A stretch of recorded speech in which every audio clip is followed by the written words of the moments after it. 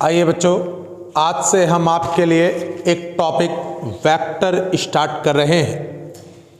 ये आपकी मैथ्स का बहुत इम्पोर्टेंट टॉपिक है और मुझे उम्मीद है आप इस टॉपिक को बहुत अच्छे से और ध्यान से समझेंगे।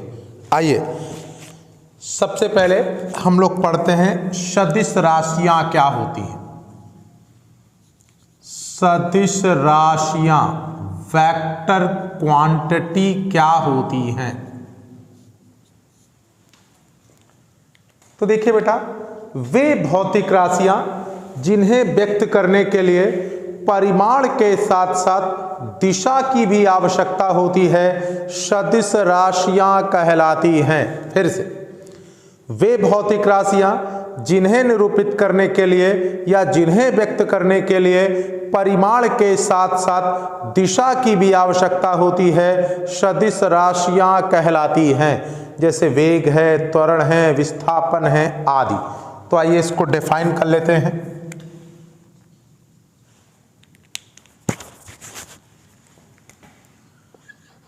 वे भौतिक राशियां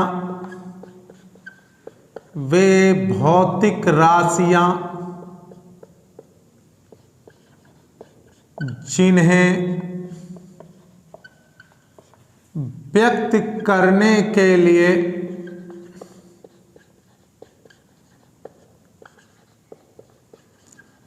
परिमाण के साथ साथ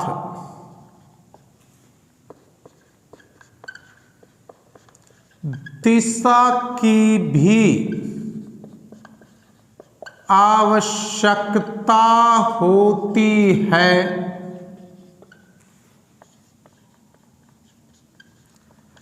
सदिश राशियां कहलाती हैं। आइए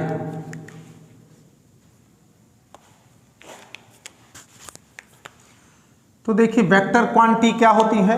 वे भौतिक राशियां जिन्हें व्यक्त करने के लिए परिमाण के साथ साथ दिशा की भी आवश्यकता होती है, सदिश राशियां कहलाती हैं।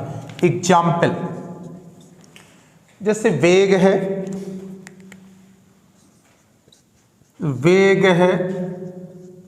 त्वरण है, विस्थापन है, बलाघूर्ण है आदि।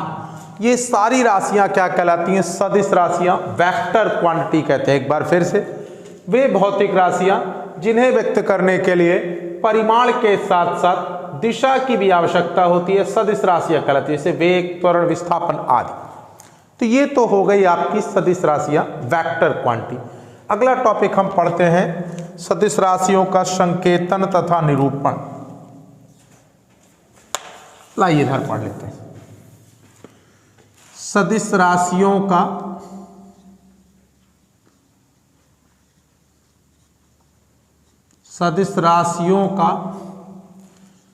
संकेतन तथा निरूपण, ये आपका अगला टॉपिक है। तो ध्यान से देखना है। सदिश राशियों को सांकेतिक रूप में अंग्रेजी वर्णमाला के स्मॉल लेटर के ऊपर तीर के चिन्ह लगाकर निरूपित करते हैं। फिर से, सदिश राशियों को निरूपित करने के लिए अंग्रेजी वर्णमाला के ऊपर तीर के चिन्ह लगाकर निरूपित करते हैं।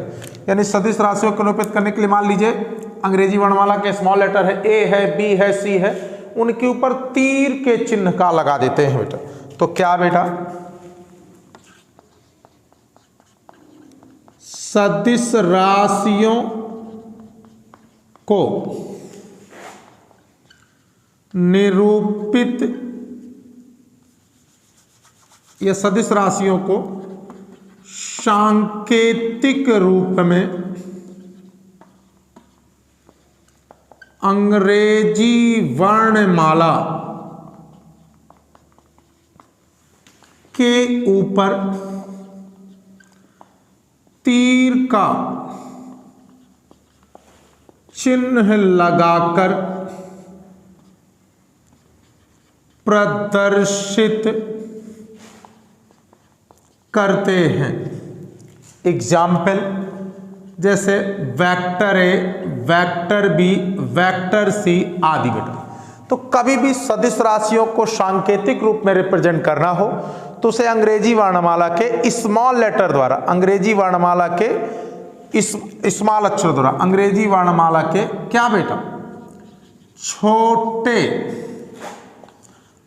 अक्षरों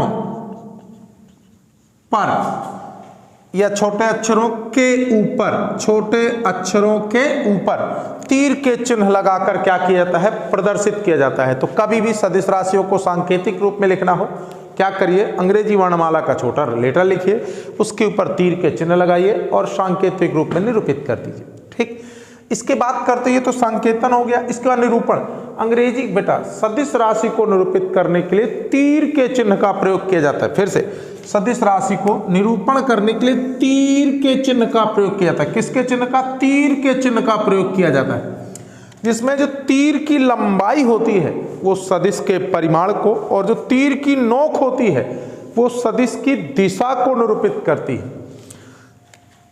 ये इसका क्या बोलते हैं, प्रारंभिक बिंदु। ये क्या कहलाता है, प्रारंभिक बिंदु। मान लीजिए ए है और ये क्या कहलाता है, अंतिम बिंदु।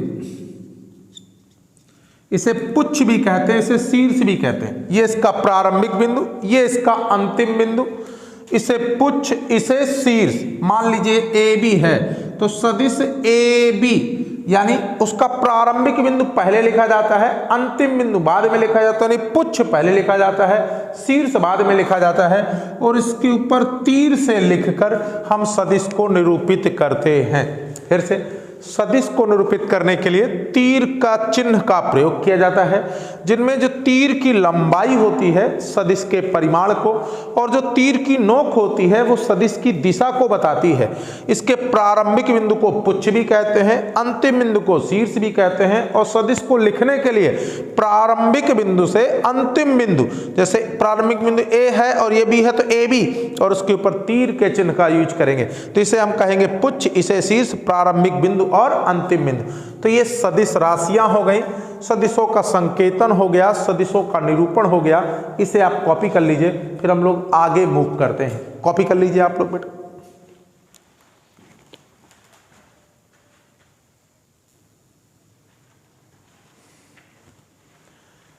आइए बच्चों, अब हम अगला टॉपिक पढ़ते हैं, सदिश का मापांक, मॉडुलस ऑफ वेक्टर।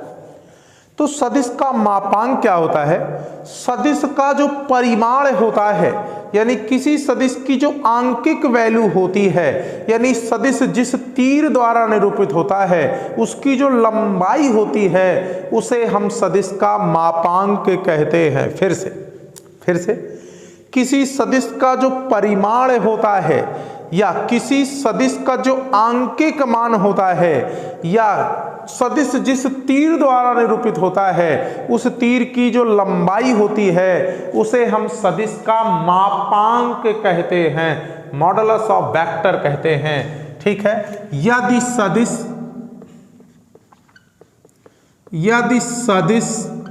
क्या है, वेक्टर ए है तो इसका जो मापांक होगा वो क्या कहलाएगा, मॉडुलस ऑफ वेक्टर ए कहलाएगा। अथवा यदि क्या बेटा सदिश वेक्टर ए बी है तो इसका जो मापांक होगा ना बेटा, क्या बेटा, जो इसका मापांक होगा वो modulus of vector A B कहलाएगा, और इसे हम ए बी भी कह देते हैं। तो जो सदिश का इसे हम ए भी कह देते हैं, स्मॉल ए। तो फिर से यदि कोई सदिश वेक्टर ए है तो इसका जो मापांक होता है, मापांक मतलब उसका परिमाण, परिमाण मतलब उसकी आंकिक वैल्यू, आंकिक वैल्यू का मतलब तीर की लंबाई। तो यदि क्या है बेटा, एक सदिश वेक्टर ए है तो इसका मापांक क्या होगा, मॉडुलस ऑफ वेक्टर ए, अथवा ए वेक्टर ए बी है तो इसका मापांक modulus of vector A B अथवा ए बी, ये इसका क्या होगा, मापांक होगा। या सदिश में जिस तीर से निरूपित होता है उसकी जो लेंथ होगी, रेखाखंड की जो लंबाई होगी वो हमारा सदिश का मापांक यानी परिमाण कहलाएगी। तो इसे आप कॉपी कर लीजिए, ये सदिश का मापांक है। इसके बाद हम सदिशों के प्रकार की ओर चलते हैं। कॉपी कर लीजिए बेटा।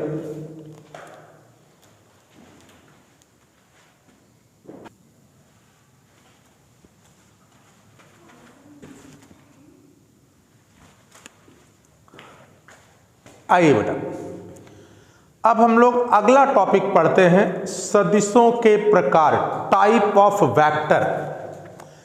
तो देखिए, सबसे पहले पढ़ना है हम लोग को एकक सदिश, यूनिट वेक्टर। तो बात करते हैं कि सर एकक सदिश क्या होता है, यूनिट वेक्टर क्या होता है। ऐसा सदिश जिसका परिमाण एक इकाई होता है। फिर से, ऐसा सदिश जिसका परिमाण एक होता है, एकक सदिश कहलाता है। तो आइए इसको डिफाइन कर लेते हैं। क्या बेटा, ऐसा सदिश, ऐसा सदिश, ऐसा सदिश जिसका परिमाण, जिसका परिमाण यानी मापांक, जिसका परिमाण एक होता है। क्या होता है? एक होता है। क्या कहलाता है? एकक सदिश कहलाता है। एकक सदिश कहलाता है। तो ये तो हो गई इसकी क्या बेटा, डेफिनीशन। अच्छा, एकक सदिश को सदिश के ऊपर कैप लगाकर निरूपित करते हैं। यदि वेक्टर ए है तो उसका सदिश क्या हो जाएगा, ए कैप। यदि वेक्टर बी है तो उसका सदिश क्या हो जाएगा, बी कैप। वेक्टर सी है तो उसका सदिश क्या हो जाएगा, सी कैप। तो बेटा, यदि सदिश क्या है, वेक्टर ए है तो उसका एकक सदिश क्या होगा, एक कैप होगा। जहां एक कैप का अगर कभी मान निकालना है, जहां एकक सदिश, एकक सदिश का अगर मान निकालना है एक कैप, तो क्या होता है, सदिश बटे सदिश का जो मापांक होगा वो हमेशा क्या कहलाएगा, उसका एकक सदिश कहलाएगा। फिर से, एकक सदिश क्या होता है, एकक सदिश सिंपल सा ऐसा सदिश जिसका परिमाण एक इकाई होता है, एकक सदिश कहलाता है, यूनिट वेक्टर कहलाता है। और एकक सदिश को निरूपित करने के लिए हमें सदिश के ऊपर हमेशा कैप का प्रयोग कर देना चाहिए। और एकक सदिश की वैल्यू क्या होती है, सदिश बटे सदिश के मापांक के बराबर होती है। एकक सदिश कहलाता है, यानी परिमाण, यानी जिसका परिमाण एक इकाई हो उसे क्या कहते हैं, एकक सदिश कहते हैं। तो ये बात करते हैं एकक सदिश की, ये आपका एकक सदिश है। लाइए एक सदिश और पढ़ लेते हैं, शून्य सदिश। लगे हाथ, दूसरा वेक्टर पढ़ लेते हैं। क्या बेटा, शून्य सदिश। शून्य सदिश, जीरो वेक्टर। क्या बेटा, शून्य सदिश जीरो वेक्टर, जीरो वेक्टर। आइए, शून्य सदिश जीरो वेक्टर क्या होता है इसको भी पढ़ लेते हैं। ऐसा सदिश जिसका परिमाण शून्य होता है, शून्य सदिश कहलाता है। फिर से एक बार, ऐसा सदिश जिसका परिमाण शून्य होता है, शून्य सदिश कहलाता है। ठीक है, इसे दूसरे वर्डों में भी कहते हैं, ऐसा सदिश जिसका प्रारंभिक बिंदु तथा अंतिम बिंदु एक ही होता है उसे भी शून्य सदिश कहते हैं। क्यों? क्योंकि अंतिम बिंदु और प्रारंभिक बिंदु यदि समान होगा तो उनके बीच की दूरी जीरो हो जाएगी, यानी रेखाखंड की लंबाई जीरो हो जाएगी। इसका मतलब वो क्या हो जाएगा, शून्य सदिश। तो क्या बेटा, ऐसा सदिश, ऐसा सदिश जिसका परिमाण, जिसका परिमाण शून्य होता है, शून्य सदिश कहलाता है, शून्य सदिश कहलाता है। क्लियर बेटा। अथवा इसकी दूसरी भी डेफिनेशन कह सकते हैं। दूसरी डेफिनेशन क्या कह सकते हैं बेटा कि ऐसा सदिश जिसका अंतिम बिंदु और प्रारंभिक बिंदु क्या होता है, समान होता है, क्या कहलाता है, शून्य सदिश। अथवा ऐसा सदिश जिसका प्रारंभिक तथा क्या बेटा अंतिम बिंदु समान होते हैं। क्या होते हैं, समान होते हैं, क्या कहलाते हैं, शून्य सदिश कहलाते हैं। शून्य सदिश कहलाते हैं। कैसे बेटा, जैसे एग्जाम्पल क्या बेटा, ए क्या है, एक शून्य सदिश है, बी एक शून्य सदिश है, पी एक शून्य सदिश है। क्यों? क्योंकि इनका अंतिम और प्रारंभिक बिंदु सेम है। तो अगर इनके लंबाई निकाले, ए और ए के बीच की दूरी 0, इसलिए इनका परिमाण 0, इसलिए एक शून्य सदिश होते हैं। इसे भी आप कॉपी कर लीजिए। फिर हम लोग आगे चलते हैं।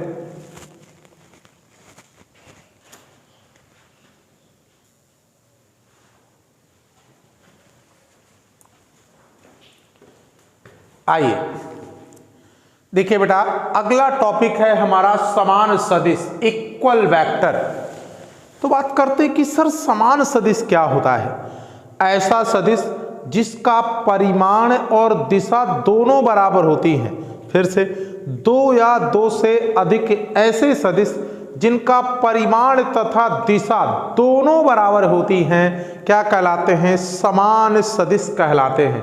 एक बार फिर से, दो या दो से अधिक ऐसे सदिश जिनके परिमाण तथा दिशा दोनों समान होती हैं, समान सदिश कहलाते हैं। देखिए बेटा,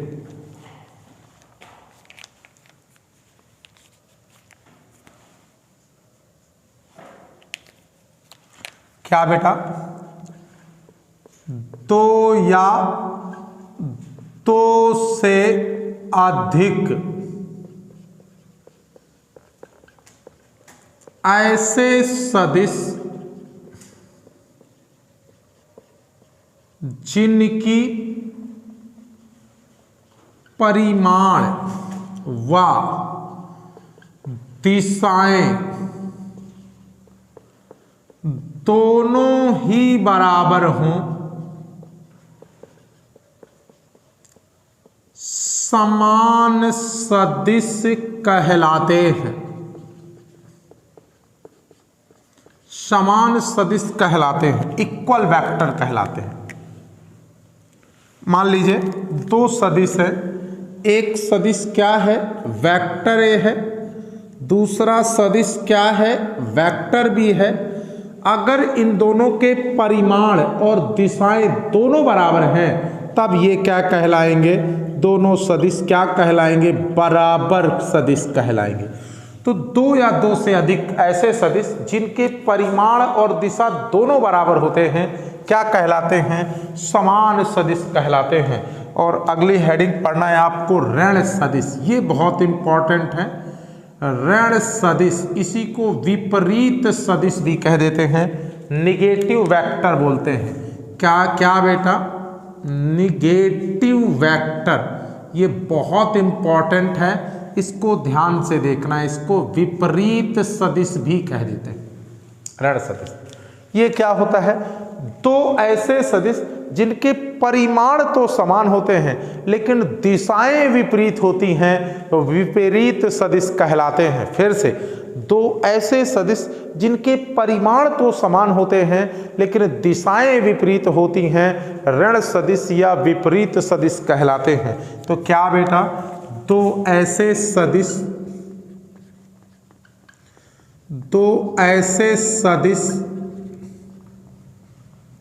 जिनके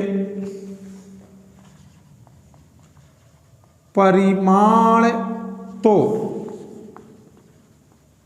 समान होते हैं लेकिन दिशाएं विपरीत होती हैं, दिशाएं विपरीत होती हैं, ऋण सदिश कहलाते हैं। ऋण सदिश कहलाते हैं। क्लियर बेटा? फिर से देख लीजिए, क्या बेटा? दो ऐसे सदिश जिनके परिमाण तो समान हो लेकिन दिशाएं विपरीत होती हैं ऋण सदिश कहलाते हैं। तो इसलिए अगर मैं कहूं वेक्टर ए का क्या बेटा ऋण सदिश, तो क्या कहलाएगा? Minus vector A. ऋण ए का वेक्टर ए का ऋण सदिश क्या कहलाएगा? Minus vector A. और एक चीज, यदि सदिश के प्रारंभिक बिंदु को अंतिम बिंदु और अंतिम बिंदु को प्रारंभिक बिंदु बना दें तो वो दिए गए सदिश का ऋण सदिश हो जाएगा। फिर से, यदि किसी सदिश के अंतिम बिंदु को प्रारंभिक बिंदु और प्रारंभिक को अंतिम बिंदु बना दें तो वो क्या कहलाएगा? ऋण सदिश कहलाएगा। यानी कहने का मतलब, जैसे वेक्टर ए बी है तो अगर ये प्रारंभिक या अंतिम, अगर ए बी को मैं बी ए बना दूं तो ये इसका ऋण सदिश कहलाएगा। यानी परिमाण तो बराबर होगी लेकिन दिशा बदल जाएगी, इसलिए माइनस हो जाएगा। मान लीजिए कोई सदिश वेक्टर पी क्यू दिया है, इसका प्रारंभिक बिंदु पी, अंतिम बिंदु क्यू, तो अगर इन दोनों को मैं एक्सचेंज कर दूं, पी को क्यू में, क्यू को पी में, तो ये विपरीत सदिश कहलाएगा। यानी परिमाण तो समान होगा लेकिन दिशा बदल जाएगी, इसलिए इसे ऋण सदिश भी कहते हैं, विपरीत सदिश भी कहते हैं। इसे भी आप कॉपी कर लीजिए, फिर हम लोग आगे मूव करते हैं।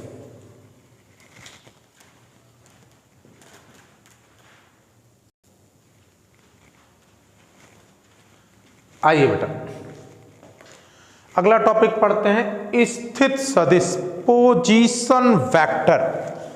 तो बेटा ऐसा सदिश जो किसी स्थिर बिंदु के सापेक्ष किसी अन्य बिंदु की स्थिति को निरूपित करता है, स्थित सदिश कहलाता है, पोजीशन वेक्टर कहलाता है। फिर से, ऐसा सदिश जो किसी स्थिर बिंदु के सापेक्ष, कांस्टेंट बिंदु, कांस्टेंट पॉइंट के सापेक्ष किसी दूसरे बिंदु की स्थिति को निरूपित करता है, स्थित सदिश कहलाता है। प्रायः हम लोग क्या करते हैं, जो स्थिर बिंदु लेते हैं वो मूल बिंदु लेते हैं, इसलिए जो स्थित सदिश है प्रायः अक्सर मूल बिंदु के सापेक्ष ज्ञात किया जाता है। तो क्या बेटा? मूल बिंदु ओ के सापेक्ष ए का स्थित सदिश। याद रखिएगा, किसी बिंदु का सदिश कभी नहीं होता, किसी बिंदु का स्थित सदिश ही होता है। स्थित सदिश के लिए पहले स्थिर बिंदु लिखते हैं, तो यहां पर मूल बिंदु है स्थित सदिश तो ओ लेंगे, और जिस बिंदु का स्थित सदिश निकालते हैं तो ए का स्थित सदिश तो ओ ए। इसी प्रकार मूल बिंदु ओ के सापेक्ष बी का स्थित सदिश निकालेंगे तो ओ बी। मूल बिंदु ओ के सापेक्ष पी का स्थित सदिश निकालेंगे तो क्या होगा? O P. यानी स्थित सदिश में ये जो प्रारंभिक बिंदु ओ ये होता है वो स्थिर बिंदु होता है, और प्रायः हम स्थिर बिंदु क्या लेते हैं? मूल बिंदु लेते हैं। तो मूल बिंदु ओ के सापेक्ष ए का स्थित सदिश ओ ए, ओ के सापेक्ष बी का स्थित सदिश ओ बी, ओ के सापेक्ष पी का स्थित सदिश ओ पी। इसे क्या कहते हैं? स्थित सदिश, पोजीशन वेक्टर। इसे आप कॉपी कर लें। कॉपी करने के बाद हम लोग आगे चलते हैं।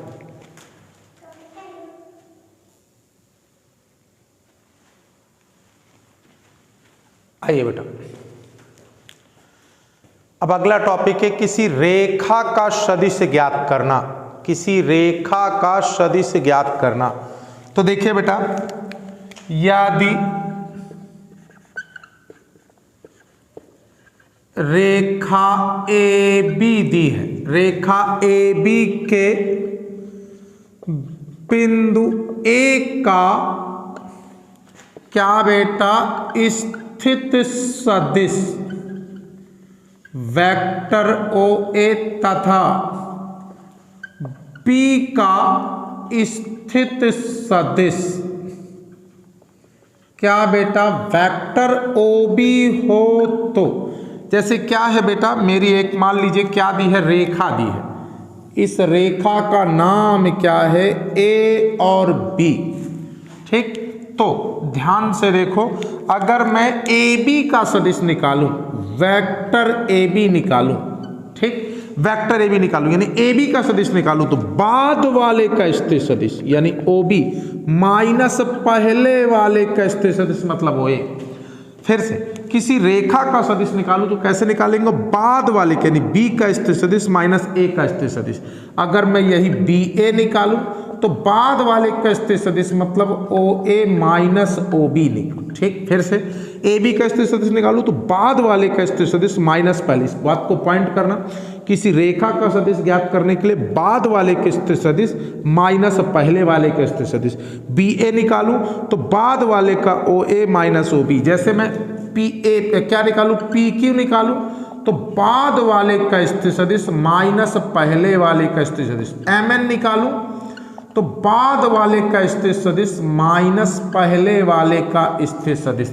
तो दुनिया में किन्हीं भी दो बिंदुओं को मिलाने वाली रेखा का सदिश ज्ञात करना हो तो क्या करते हैं, बाद वाले का स्थिर सदिश माइनस पहले वाले का स्थिर सदिश। फिर से किन्हीं भी दो बिंदुओं को मिलाने वाली रेखा का सदिश ज्ञात करना हो तो क्या करते हैं, बाद वाले का स्थिर सदिश माइनस पहले वाले का स्थित सदिश ज्ञात करते हैं। तो ये क्या है, किसी रेखा का सदिश ज्ञात करना है। एक टॉपिक और पढ़ लेते हैं, किसी रेखा के मध्य बिंदु का स्थिर सदिश। क्या बेटा, मध्य बिंदु का स्थिर सदिश, मध्य बिंदु का स्थित सदिश, मध्य बिंदु का स्थित सदिश। आइए मिड पॉइंट का पोजीशन वेक्टर कैसे निकालते हैं।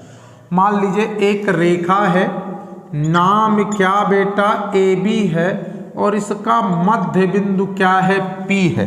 तो देखिए बेटा, क्या यदि क्या बेटा रेखा ए बी का क्या बेटा मध्य बिंदु, यदि रेखा ए बी का मध्य बिंदु क्या है, पी है, तो बिंदु किसका बेटा, पी का स्थित सदिश कैसे ज्ञात करते हैं, सीख ले बेटा। बिंदु P का स्थिर सदिश मतलब OP बराबर। तो फिर से यदि एक रेखा AB है, P उसका मिड पॉइंट है, तो जो मध्य बिंदु का स्थिर सदिश होता है, इसका स्थिर सदिश धन इसका स्थिर सदिश बटे 2 होता है। यानी बिंदु P का स्थिर सदिश बराबर A का स्थिर सदिश मतलब OA धन B का स्थिर सदिश मतलब OB बटा 2।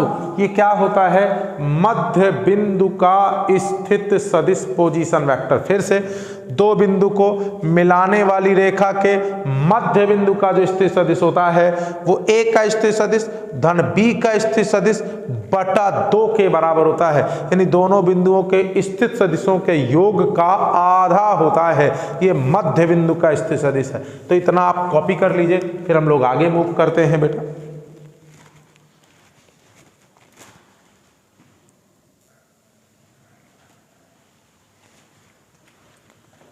आइए बेटा, किसी रेखा को किसी अनुपात में बांटने वाले बिंदु का स्थिर सदिश ज्ञात करना। देखिए, मान लीजिए एक रेखा है, उसका नाम क्या है, AB। रेखाखंड का नाम क्या है, AB। इस पर एक कोई बिंदु P है जो इसको M और N के अनुपात में क्या कर रहा है, बांट रहा है। फिर से दो बिंदु A और B को मिलाने वाली रेखा पर एक बिंदु P है जो इसको M और N के अनुपात में क्या कर रहा है, बांट रहा है। तो यदि रेखा AB पर कोई बिंदु क्या बेटा P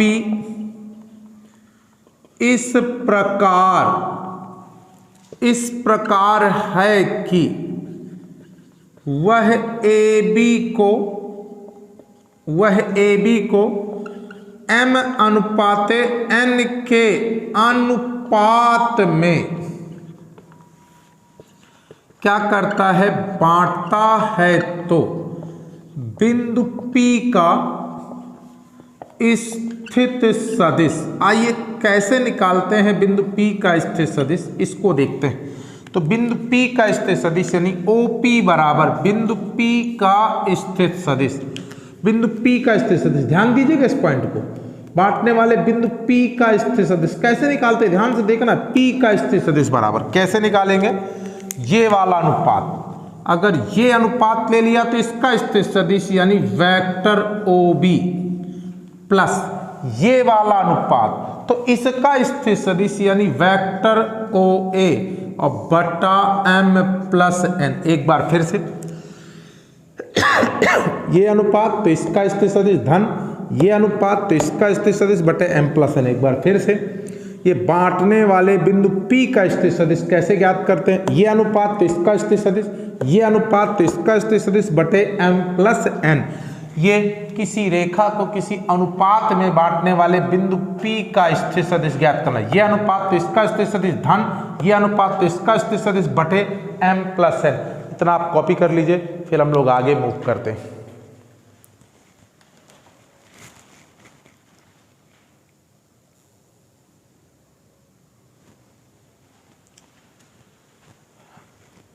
आइए बेटा, अब हम पढ़ते हैं लंबवत अक्षों के अनुदिश एकक सदिश।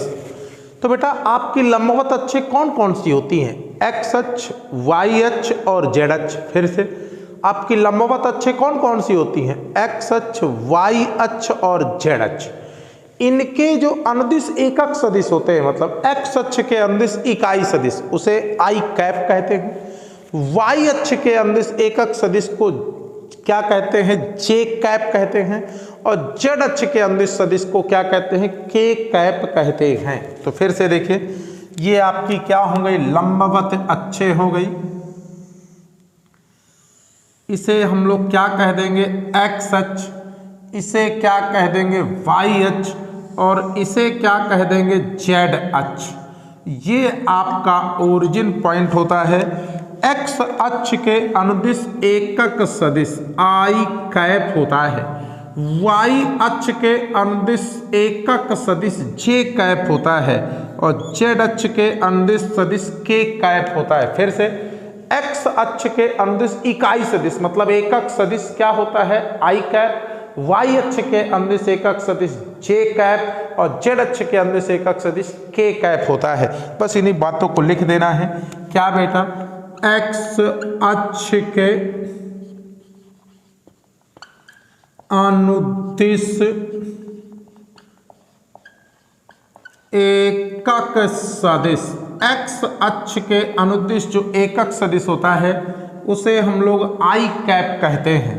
फिर क्या बेटा, वाई अक्ष के अनुदिश जो एकक सदिश होता है, वाई अक्ष के अनुदिश एकक सदिश जे कैप कहते हैं, और जेड अक्ष के अनुदिश क्या बेटा जो एकक सदिश होता है उसे क्या कहते हैं, के कैप कहते हैं। फिर से एक्स अक्ष के अनुदिश एकक सदिश आई कैप, वाई अक्ष के अनुदिश एकक सदिश जे कैप, और जेड अक्ष के अनुदिश एकक सदिश को क्या कहते हैं, के कैप कहते हैं। क्लियर बेटा। तो ये आपके लंबवत अक्षों के अनुदिश एकक सदिश हो गया। अब अगला हेडिंग बेटा, हम सदिश का मापांक निकालना कैसे सीखते हैं, जरा देखो बेटा। तो अगली हेडिंग है सदिश का मापांक ज्ञात करना। सदिश का मापांक कैसे ज्ञात करते हैं, मॉडुलस ऑफ वेक्टर कैसे ज्ञात करते हैं। तो जरा ध्यान से देखिए, यदि कोई सदिश वेक्टर ए इस प्रकार है कि, फिर से बेटा, यदि कोई सदिश वेक्टर ए इस प्रकार है कि वेक्टर ए बराबर A1 आई कैप, A2 जे कैप और A3 के कैप हो, तो क्या बेटा सदिश का जो मापांक है ना बेटा उसे क्या कहते हैं, मॉडुलस ऑफ वेक्टर ए बराबर अंडर रूट। कैसे निकालते हैं सदिश का मापांक, अंडर रूट आई के गुणांक का वर्ग मतलब A1 स्क्वायर प्लस जे के गुणांक का वर्ग मतलब क्या बेटा A2 स्क्वायर, और के गुणांक का वर्ग मतलब A3 स्क्वायर। फिर से एक बार, यदि कोई सदिश वेक्टर ए इस प्रकार है कि वेक्टर ए बराबर A1 I A2 J A3 के, तो सदिश का जो मापांक होता है I के गुणांक का वर्ग, J के गुणांक का वर्ग और K के गुणांक के वर्ग के क्या होता है, बराबर होता है। इसे आप कॉपी कर लीजिए बेटा। फिर आगे चलते हैं।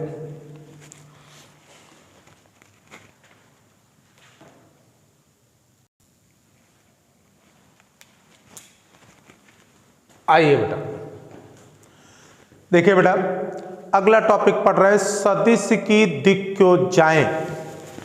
तो देखिए बेटा, कोई सदिश अपनी लंबवत अक्षों यानी x अक्ष, y अक्ष और z अक्ष के साथ जो कोण बनाता है, उन कोणों की कोज्याओं को यानी उन कोणों के कास के मान को हम सदिश की दिक्योजाएं कहते हैं। फिर से, कोई सदिश अपनी लंबवत अक्षों के साथ जो कोण बनाता है, उन कोणों की कोज्याओं को सदिश की दिक्योजाएं कहते हैं। आइए डिफाइन कर देते हैं बेटा।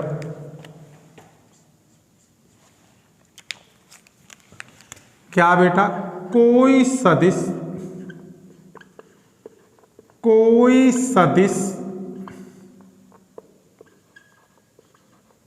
अपनी लंबवत अक्षों जैसे x, y, z के साथ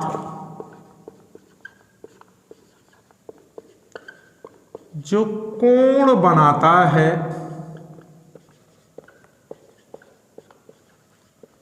उन कोणों की कोज्याओं को सदिश की दिक्योजाएं कहते हैं। फिर से, कोई सदिश अपनी लंबवत अक्षों x अक्ष के साथ, y अक्ष के साथ, z अक्ष के साथ जो कोण बनाता है, उन कोणों की कोज्याओं को सदिश की क्या कहते हैं, दिक्योजाएं कहते हैं। यदि कोई सदिश वेक्टर A बराबर A1 I cap, A2 J cap और A3 K कैप लंबवत अक्षों के साथ क्रमशः अल्फा, बीटा, गामा का क्या बेटा, कोण बनाता है। तो अब आप देखिए, थोड़ा सा चित्र देख लेते हैं। मान लीजिए ये आपकी लंबवत अक्षें हैं। मैंने मान लिया कि ये क्या है आपकी x अक्ष, ये क्या है आपकी y अक्ष, ये क्या है आपकी z अक्ष और ये ओरिजिन पॉइंट, और ये क्या है आपका कोई सदिश है। ठीक, मान लीजिए वो x अक्ष के साथ अल्फा, y अक्ष के साथ बीटा और z अक्ष के साथ वो क्या बना रहा है, गामा कोण बना रहा है। किसके साथ, z अक्ष के साथ वो क्या बना रहा है, गामा कोण बना रहा है। z अक्ष के साथ क्या बना रहा है, z अक्ष के साथ वो गामा कोण बना रहा है। मान लीजिए ये बना कोण, z अक्ष के साथ बना कोण कितना है, गामा है। x अक्ष के साथ अल्फा, y अक्ष के साथ बीटा और z अक्ष के साथ अगर वो गामा कोण बना रहा है, ठीक, तो सदिश की दिक्योजाएं।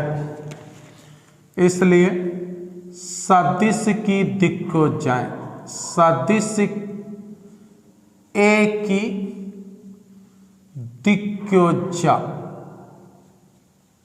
दिक्योजाएं क्या बेटा, कॉस अल्फा, एक्स अक्ष के साथ जो कोण बनाता है, एक्स अक्ष के साथ जो कोण बनाता है, फिर से एक्स अक्ष के साथ जो कोण बनाता है उसकी दिक्योजा क्या कहलाती है, कॉस अल्फा कहलाती है। और वो क्या कहलाता है, आई का गुणांक,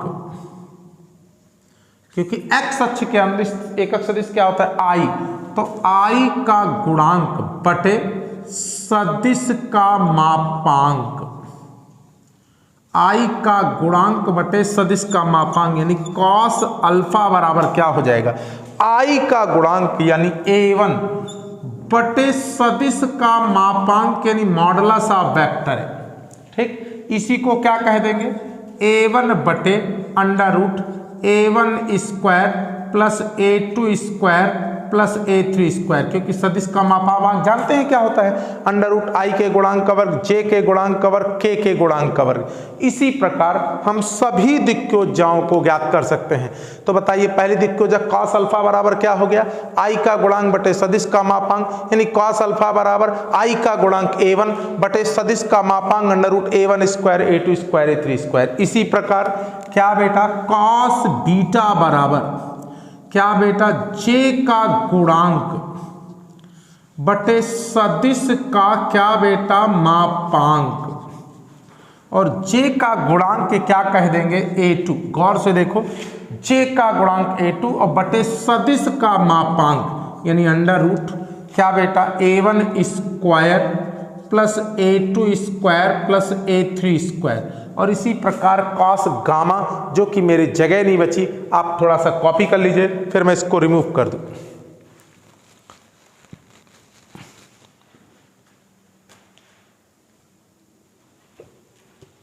आइए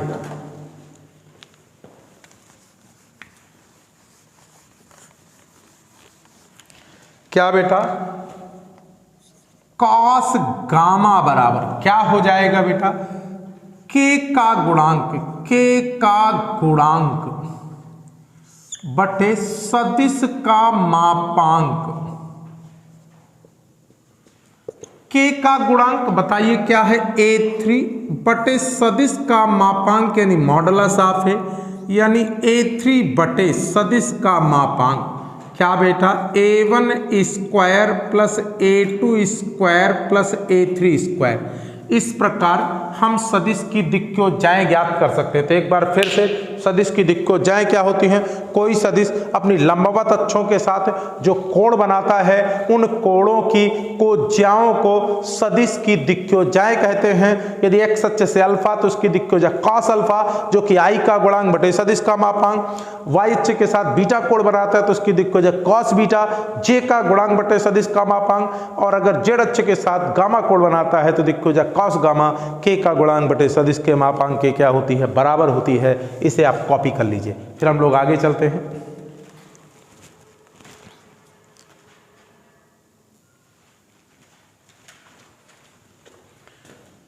तो इस प्रकार आपने सदिश की दिक्कोजाएं पढ़ ली।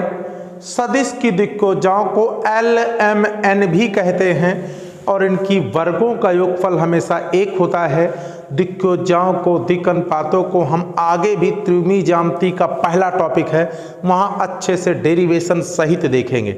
अभी सिर्फ बेसिक नॉलेज दिया गया है। इस प्रकार हमारे कॉन्सेप्ट पूरे हुए। अब हम एक्सरसाइज की शुरुआत करेंगे। ठीक, तो अगले वीडियो में हम लोग एक्सरसाइज लेकर आएंगे आपके लिए।